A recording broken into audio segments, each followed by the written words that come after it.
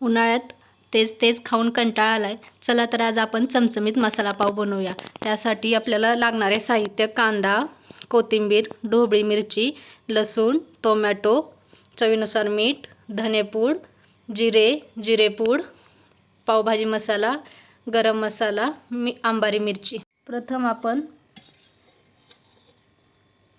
तेल टाकून घ्यावे. त्यानंतर आपण तूप देखील ॲड करून घ्यावे. नंतर जिरे ॲड करावे. त्यानंतर कांदा ॲड करावा. त्यानंतर ढोबळी मिरची ॲड करायची आहे.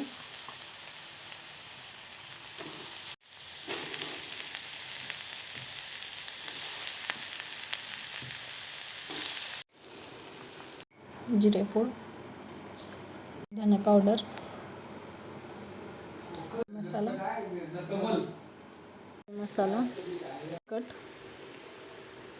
नुसार मीठ, कोथिंबीर. मॅशरने हे बारीक करून घ्यायचं आहे. त्याला कट करून त्याला तूप लावून घ्यायचं आहे. तर आपण सारण भरून घेणार आहोत.